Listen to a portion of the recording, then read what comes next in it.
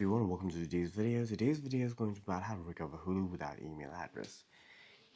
If you've forgotten your password or your email address after you enter your email address or password, you can simply hit forgot email address or password inside of the Hulu app. Once you've opened up the Hulu app, you'll then be able to visit the help page on Hulu and then provide verification like your billing details, the last 4 digits, and the expiration date of your credit card on file to prove ownership. You can then update the credentials by asking a representative to do so. Here is another method that you can try to troubleshoot by yourself. If you have saved your email and password on Google Password Manager, simply open up the Google app on your device, tap on your profile at the top right of your screen, hit manage your Google account.